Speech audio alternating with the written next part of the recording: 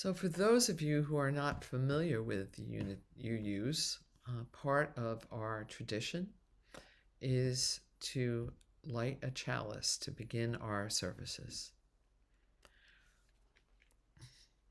And today our chalice will be electronic. And the words that we will be using to inspire our service today are from Emma Lazarus and Michael Tino.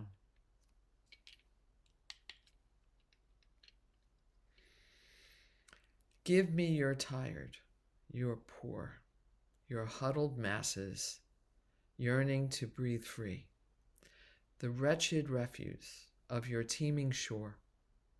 Send these, the homeless tempest tossed, to me. I lift my lamp beside the golden door. The flaming chalice, our chalice, was first used by the Unitarian Service Committee as a symbol of life-saving refuge for people fleeing persecution in Europe. So as we light this chalice, we evoke the love that called people to put their lives at risk to save others. May we be vessels of life-saving welcome.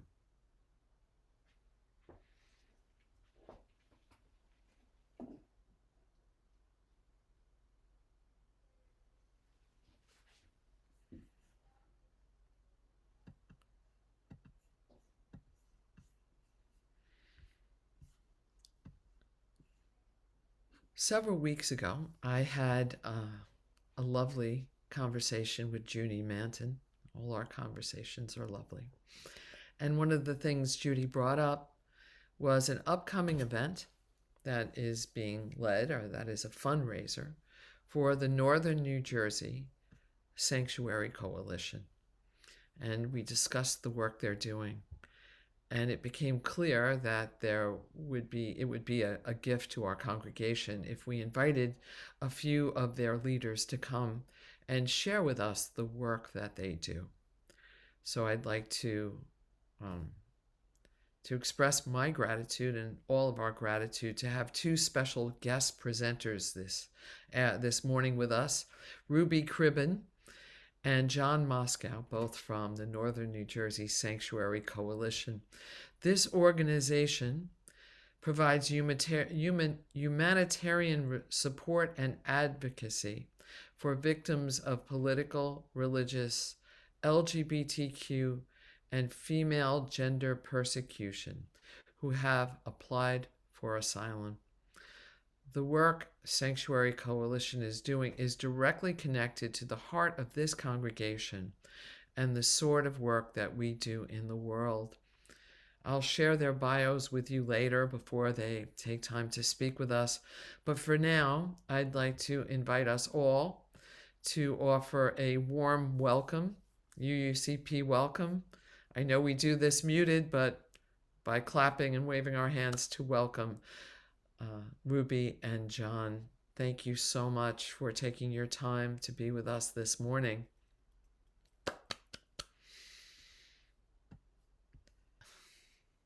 So now I'd like to formally introduce Ruby Cribbin and John Moscow. So I'm going to start with Ruby. Ruby Cribbin is a native of New Jersey, a former educator, consultant facilitator, and workshop leader working throughout the United States and abroad. Her clients were mainly nonprofits, usually faith-based organizations. Ruby has been involved in social justice for much of her life. She extensively volunteered with First Friends of New Jersey and New York, visiting detained immigrant friends in detention centers in New Jersey. Ruby joined the Northern New Jersey Sanctuary Coalition 6 years ago. Since then, Ruby has personally supported survivors of torture, domestic violence, along with families with special needs children and severe disabilities. And John Moscow is a long time civil rights, labor, and peace activist. He's the co-executive director of Ethics in Education of the Ethics in Education Network and co-host of the Ethical Schools podcast. John is also a grant writer, primarily for schools with youth programs and the arts. John is co-chair of the Northern New Jersey Sanctuary Coalition and convener of the Interfaith Campaign for Just Closures, which works with I believe it's called Just Closures, which works with ICE detention centers. It works to close ICE detention centers. John is also the co-author with his son David of From Scratch, Adventures in Harvesting, Hunting, Fishing, and Foraging on a Fragile Planet. Sorry. Please, let's again welcome John and Ruby. Thank you both. And we'll turn this over to you both now.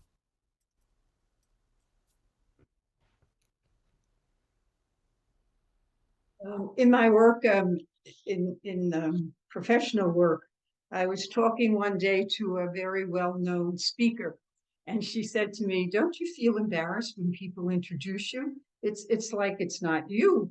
And she was Chinese, and she said, "You know, they kept introducing me as a warm person." So she said, one day I went to the dictionary to look up the word warm, and it said not so hot. That's a joke. That's great. So that's how I feel. I'm just Ruby, and I'm just like one of you. And I would say after my conversation with Reverend Sonia a couple of weeks ago, I took the time to look at your website, and understandably, I found in your principles so many of the values actually in our mission statement and in what we try to do in Northern New Jersey Sanctuary Coalition. And I was wondering if you really are called the wandering Unitarians, as it says in your history, then I think you can relate to asylum seekers. You can relate to the story that Deborah told of her own family, that no asylum seeker, no immigrant, no refugee leaves their country because they want to. No one does that. And yet here we have millions on the road throughout the world right now. So if you think of yourself as wandering, you're in good company, because as the song said, we're all looking for a safe place, haven to be our home. I'd like to begin by just reading our mission statement, because this is the statement that does motivate us, and we try to live it in all the services that we attempt to offer, to be just a little bit of hope in, as Deborah said, those stories that continue. You wish you could say it has changed, but unfortunately, there's a lot of work ahead of us. So our mission says, motivated by the belief in the inherent worth and dignity of every person and the need for social justice, the Northern New Jersey Sanctuary Coalition offers compassion, support, and accompaniment to persons seeking asylum and advocacy for all immigrants. I'll try to just address a little bit of that statement, the first part, and then John will pick up on the second part, the advocacy part. And I was thinking on Friday, last Friday, I was in the what we used to call welfare. Now they call it family assistance, but it's the same thing in Newark. And we had been there. This was the second time in 2 weeks. And this time we got there. I accompany a Haitian family with 3 children. And so we were there with the young 9-month-old. And we got there at 5 of 8, but there was still over 30 people in front of us in line. So we knew we had to wait. And as we waited in the beginning, I was trying to entertain the baby. I'm not really good at that, but I try. And when he fell asleep, I just kind of, you know how you do that when, you know, you don't have anything there and you're just sitting waiting. And I was watching everybody, and I would say at least 60% of the people there, immigrants. One woman with her bowler hat and her short cotton flared skirt and her baby on her shoulder, she could have stepped out of a road in Bolivia. And I thought, you know, there they are clutching. Everybody either had a folder with papers sticking out of it, or papers in their hand, or a plastic bag with papers. And I just sat back and kind of zoned out. And a quote that I know you all know, and I don't know why it came at that time, but from Leonard Cohen: forget the perfect offering. There is a crack in everything. That's how the light gets in. And I sat with that and I thought, you know, I'm the kind of person who likes the perfect offering. I'm an organization person. But when you deal with asylum seekers, you're dealing with cracks in their lives, just like each of us has a crack in our life. And I think what I sat with that day, maybe because of the way I was feeling, was that if I could let that crack be an opportunity and let it crack open even more light would come in. And maybe at some point it would just crack open my heart, and the only response would be to respond. And I think that might have been the feelings that Joe Schuman, who founded Northern New Jersey Sanctuary Coalition, that he had in the early 2000s.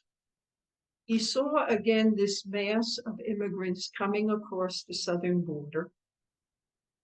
He was influenced by the sanctuary movement in the 70s and 80s. But Joe had a new idea, and personally, I think he was a genius in thinking of this, because he saw sanctuary at that point not as a place, a temple, a mosque, a synagogue, a church, but he saw sanctuary as the crack in the hearts of a pool of people who would be willing and open to offer hospitality to people coming to this country seeking asylum. So he founded the coalition around organizational members. And as John said, you are one of the 10 organizational members who make up Sanctuary at this point, and Judy is your member on our board.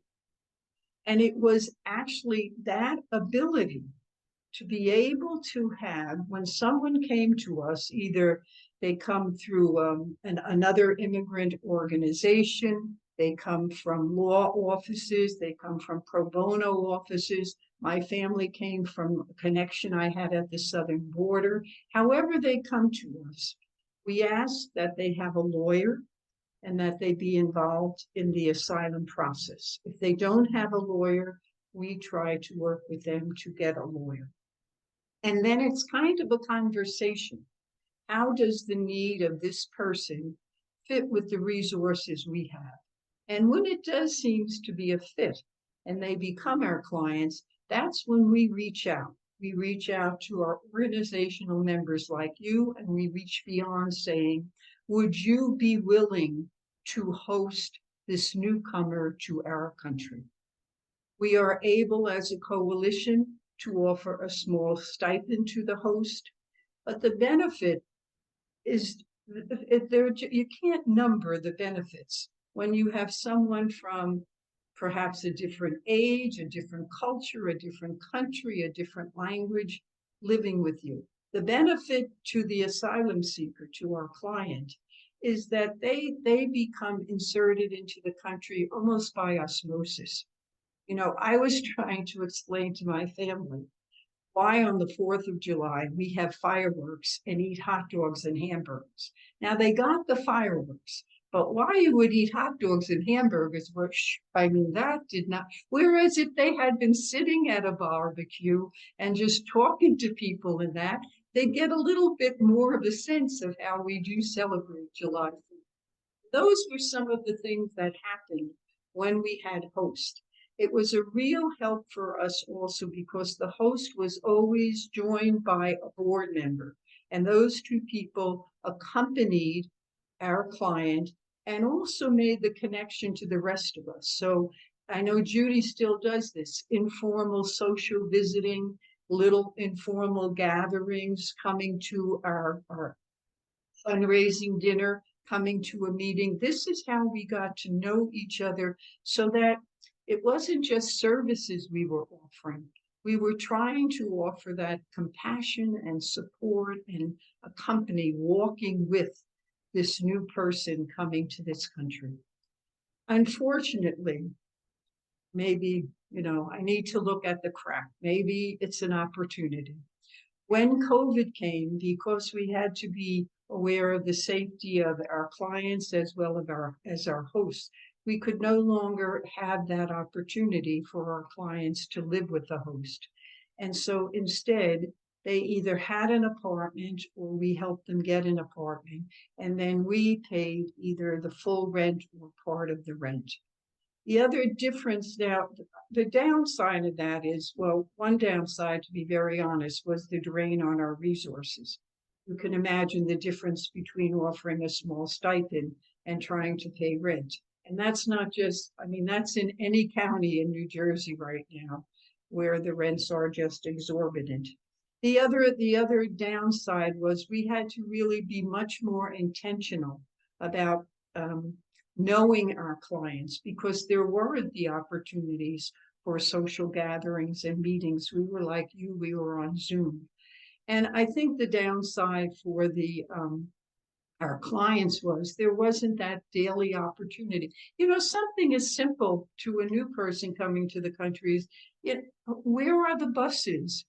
What do you do when you get on a bus? What kind of money do you need? Or I got this letter from immigration and it's in English.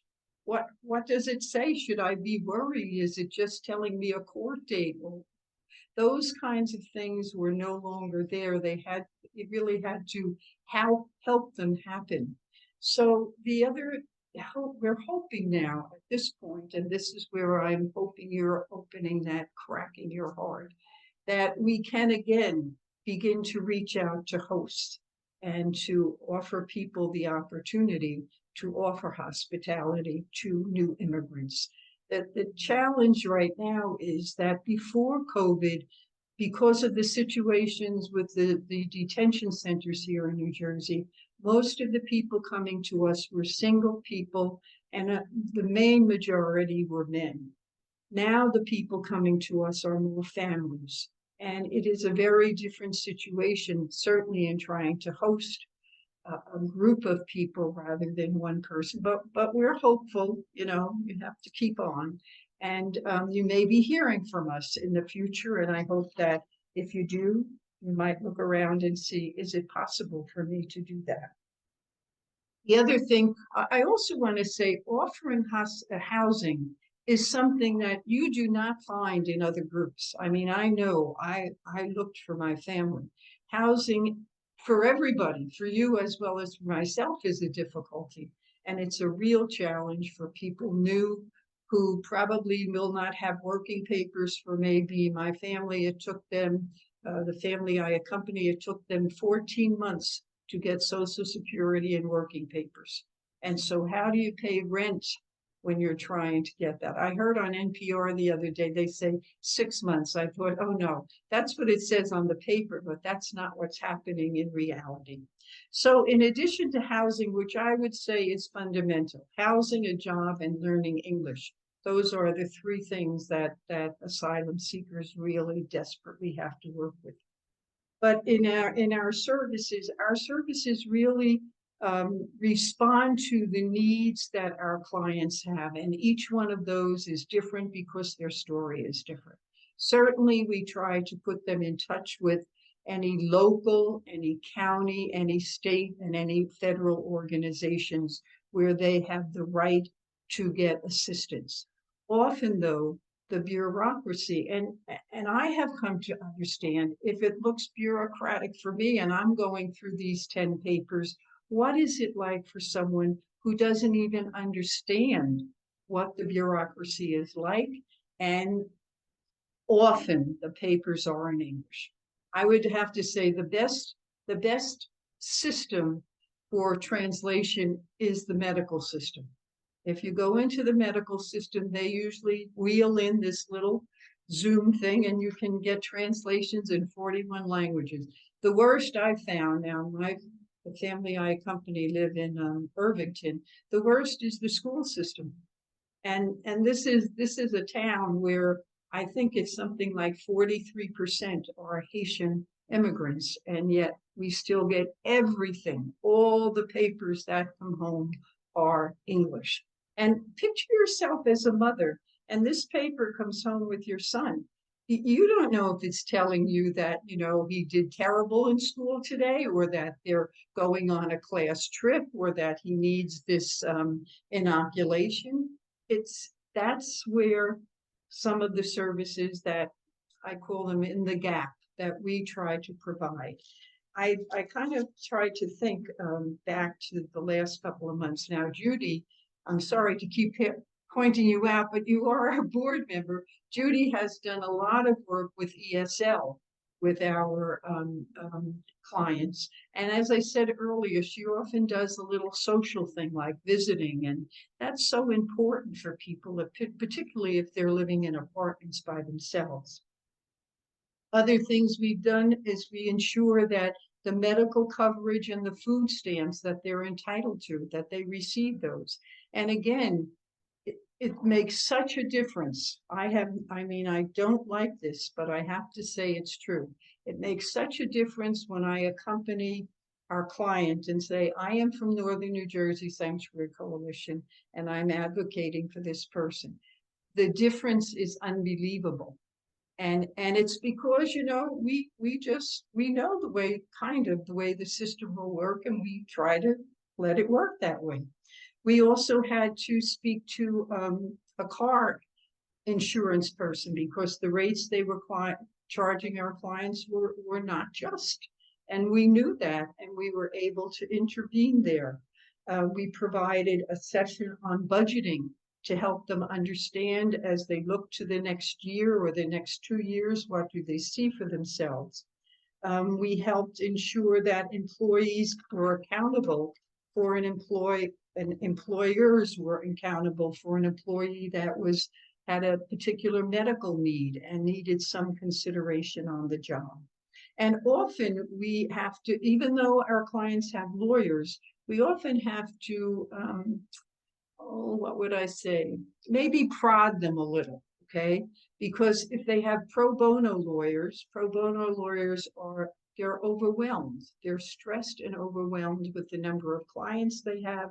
And not only that, but they're overwhelmed with the way the immigration system and the rules and regulations keep changing.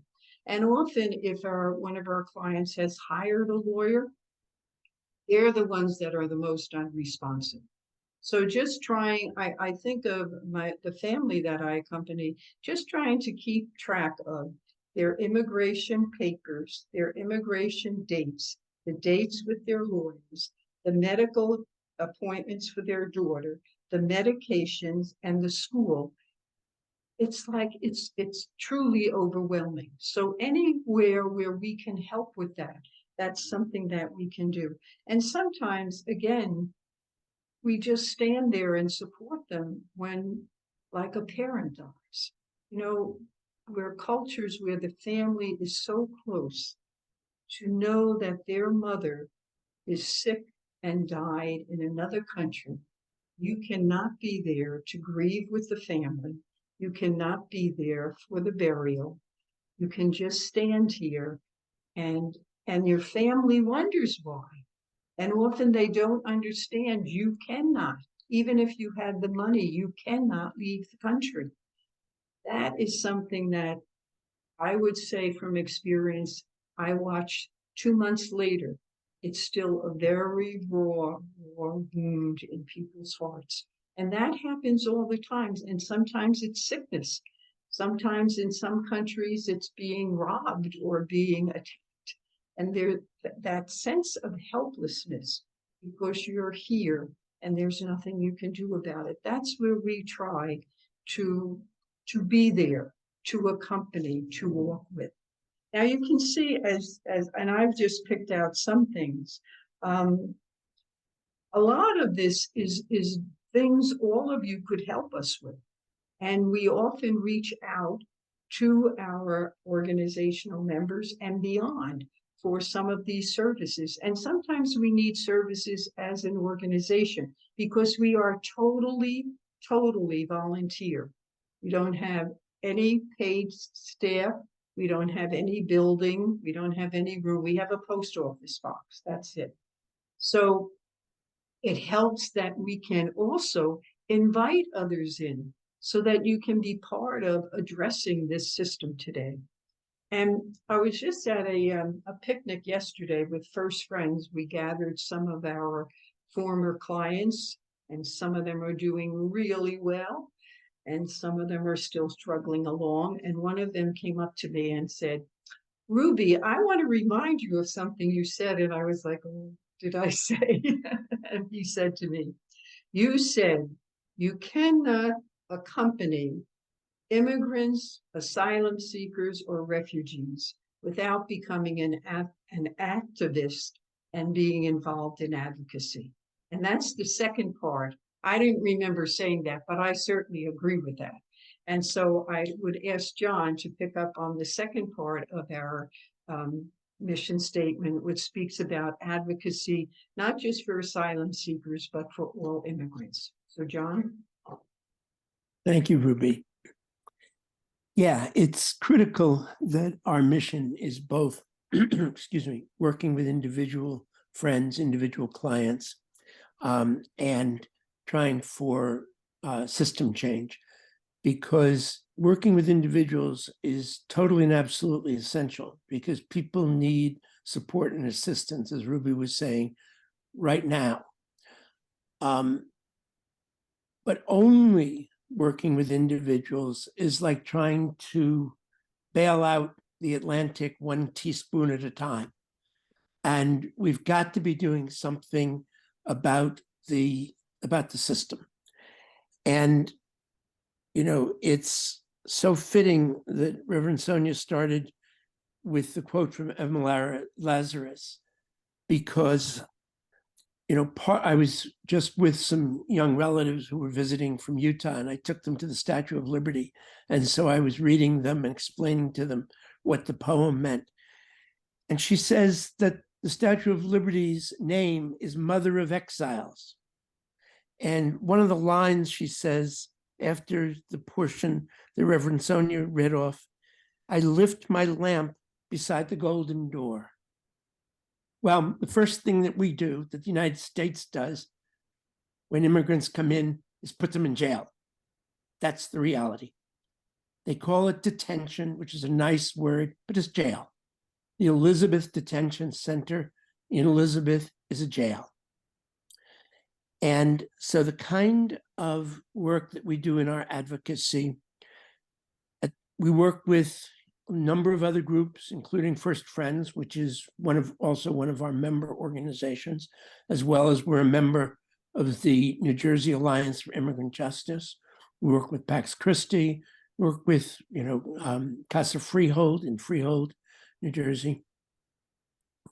We played an active role in helping to shut the Bergen County Detention Center.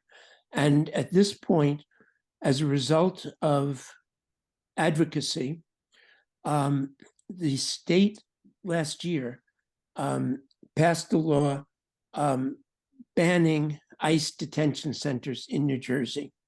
And all of the county jails closed. as far as ICE detention. Lots of stuff going on. Some of them just switched to, holding other prisoners instead. But the reality was that the ICE detention centers in the public jails were shut down. The one that remains is Elizabeth Detention Center, which is a private prison, which has a direct contract with the federal government. And President Biden promised in his campaign that he was going to shut private prisons down, that they were immoral, and he was going to shut them down. And indeed, I believe on his first day in office, he did sign something banning private prisons in the regular criminal justice system. So, of course, what he didn't do was shut them down in terms of ICE. And so, of course, all the private prison companies simply switched their business model to being ICE instead. And that contract actually ends August 31st. And we've been very active in hoping and trying to make sure that the contract actually ends. In fact, there's a demonstration tonight that I know Judy and Ruby and I are all going to, and everybody else is invited at 6 o'clock at the Elizabeth Detention Center to show again that, people in New Jersey do not want this prison to be there. There's a legal case. Unfortunately, the chances are that the federal government, which has intervened on the side of the private prison, CoreCivic, will probably succeed legally just because they will say that the federal contract overrides state law, and it sounds as though the judge agrees with them. But the truth is, it's a political issue, that if there's enough political pressure, President Biden could change this with one stroke of his pen. Just says, okay, we're canceling the contract, that's it. And that's only going to happen with public pressure. The other two things that we're involved with, which are very closely tied in with this, and where people from the congregation can also play a very active role. One has to do with the Values Act, which is an effort to write into law and strengthen some of the provisions that the governor and attorney general have already put in place, but which some counties, for example, some sheriffs are refusing to abide by, which are efforts to make sure that all immigrants feel safe in using public services, places like going to the hospital, taking your child to school, going to the county social services office. Because what there's been for a long time is this this public social service to deportation pipeline, where if people go to seek services and they get and ICE is standing there and arresting them as they come out of the door, and then they may end up being deported or being in detention or whatever. And New Jersey as a state has been trying to cut that connection. And so the Values Act is an effort to put that in law and strengthen it to protect people. The other action is called New Way Forward, which is very parallel to that on a federal level, which is an effort to sort of apply those kind of actions on a national level. For example, to limit the connection between social services and ICE, between if people have served their sentences for a crime or whatever, and then they come out and they've supposedly finished their sentence, but ICE immediately will pick them up.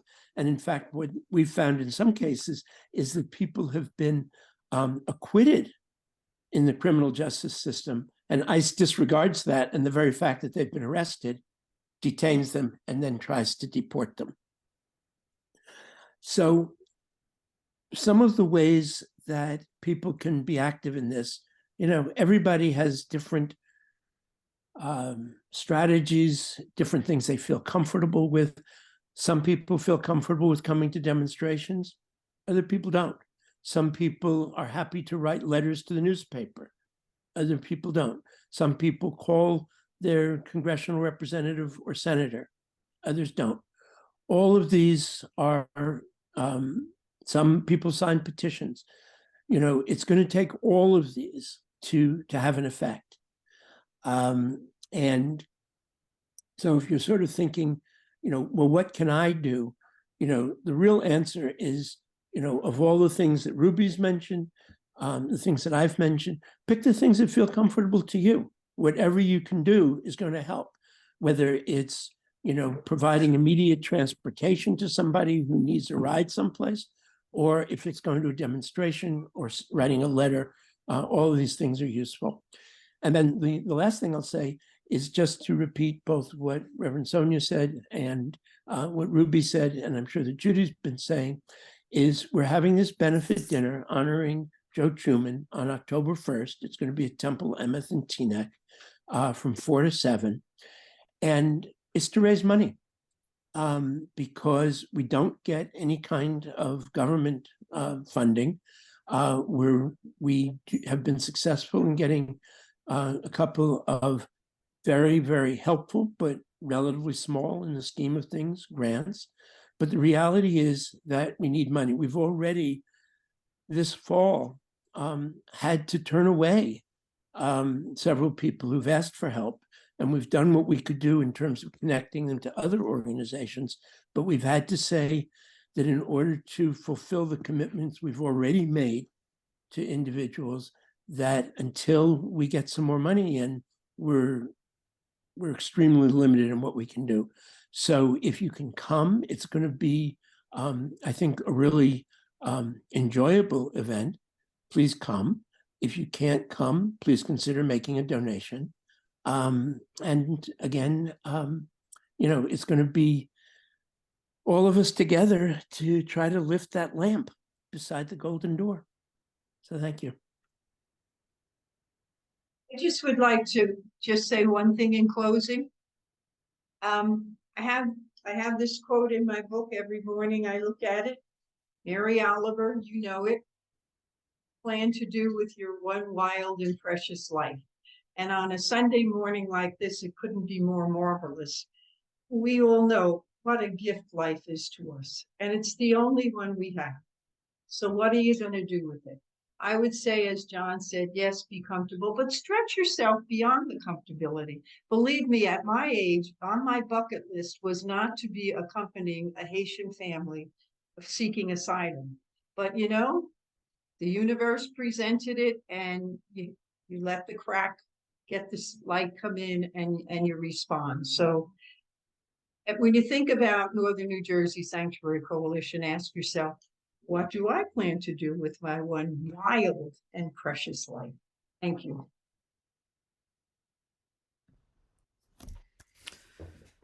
Wow. Thank you so much, Ruby and John, for all the information, for all the extraordinary work that you both do, and for the work that the Northern New Jersey Sanctuary Coalition does. I mean, there are so many ways that we could participate as individuals and as a community. And I think you really did a wonderful job of expressing this to us. I'd love if you sent some more information to me so that I could get it out to the congregation. And some of the questions I leave with, because I love the how can we help, and like really clear, concise ways on how we can help. And I'll be sending out a blast to all of you after this service as to the website, how to access the Northern New Jersey Coalition website, how you could get tickets and sign up to become to attend the event on October 1st. You'll all get this very easy click link purchase in your email. So please consider attending if you can. I would love to ask John if you could send me information that I could get out to everyone also as to how can we directly contact President Biden about about ending that ICE contract with detention centers. Is there a link? Is it that we should contact our individual senators, etc.? What's the best way? And if there is some kind of a digital link of where we could sign petitions or what we could do that makes it quick and easy so people don't have to search out how to do this, that would be valuable too. Sure. Thank you. Other thoughts? Thank you for that information. You know, I did know that President Biden had had ended contracts for federal facilities. I thought it was really interesting to know that those contracts still continue on detention facilities, and profoundly disturbing to know that. I'm sad that I didn't know this far. So just so much information. Thank you again. If you like this video, please like us on YouTube, subscribe to our YouTube channel, and click on the bell to be notified whenever we post a new video. Thank you.